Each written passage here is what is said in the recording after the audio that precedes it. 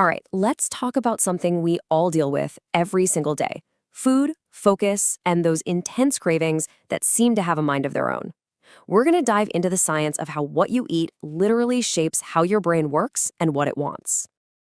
So, what if I told you that you could actually take control of those cravings? That you could train your brain to want the foods that make you sharper, more focused, and healthier? It might sound a little out there, but the science says it's absolutely possible. So, where do we even begin? Well, it all starts by understanding what our brain really wants on a fundamental level, what it's actually built from. Okay, let's get into it. We're talking about the brain's actual building blocks.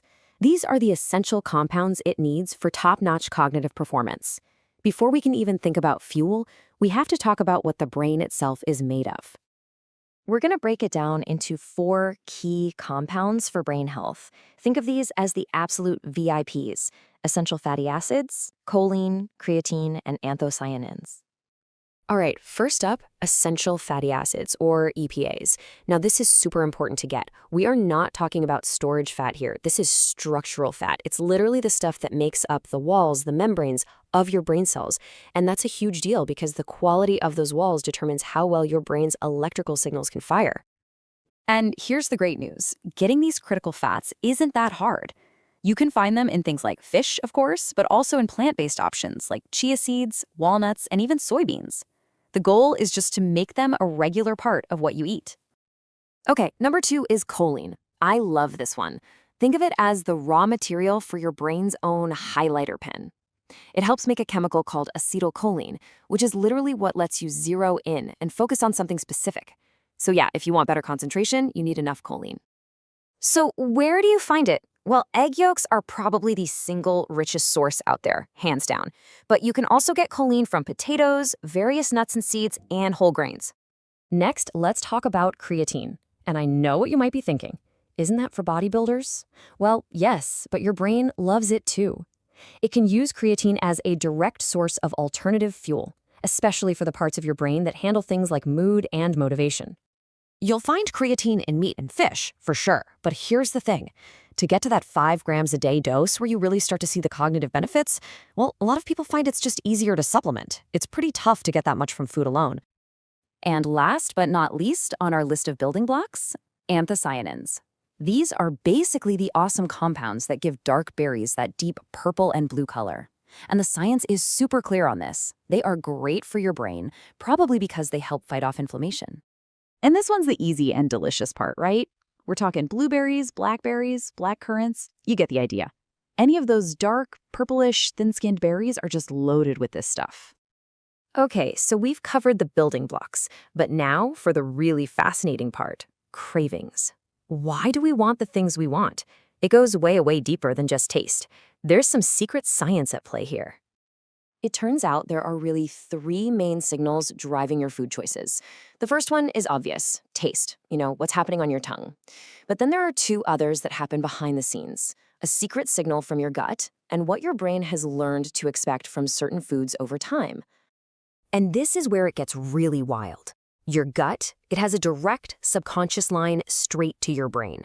There is a constant conversation happening between them about the food you eat, and you don't consciously hear a single word of it. So how is this even possible? Well, it's thanks to these incredible little things called neuropod cells. They're basically tiny neurons in your gut that taste the food for you, long after you've already swallowed it. They're sensing the sugars, the fats, the amino acids, the real nutritional value. So here's how a craving gets made, step by step. First, your gut senses something valuable, like sugar. Then, those neuropod cells shoot a signal straight to your brain. In response, your brain goes, "Ooh, good stuff," and releases a hit of dopamine. And that dopamine makes you want to get more of that food. It's a powerful loop, and it all happens without you even thinking about it. Okay, that might sound like we're just puppets of our gut, right? But here's the good news. We can absolutely take back control. We can actually learn to rewire our minds and our bodies. Let's talk about how to do it. To understand how, check out this classic experiment. Researchers brought in two groups of people. They told Group A, "Here's a 620-calorie super indulgent milkshake." Then they told Group B, "Here's a 140-calorie healthy sensible shake." But here's the catch. It was a trick. Everyone got the exact same milkshake, a 380-calorie shake. The only thing that was different was what they believed they were drinking. And the result? It's absolutely mind-blowing. The people who believed they were drinking the high-calorie shake had a totally different physical reaction. Their hunger hormones dropped as if they just had a huge meal. Their bodies literally responded to the belief, not the actual food.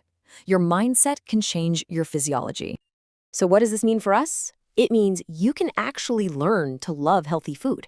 Here's the playbook. On day 1, you take that new food and pair it with something your brain already knows is rewarding. Do that consistently for about a week, and you'll notice it starts tasting better. By day 14, you're literally rewiring your brain's reward system, and a new preference starts to form. And it all comes down to this really powerful idea.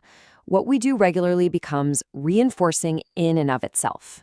Your taste preferences aren't set in stone. They are learned, and you can be the one to teach them. So that leaves us with one final thought, one question for you. Knowing what you know now, that you actually have the power to change what you crave and build a better brain, what new healthy choice will you choose to start reinforcing starting today?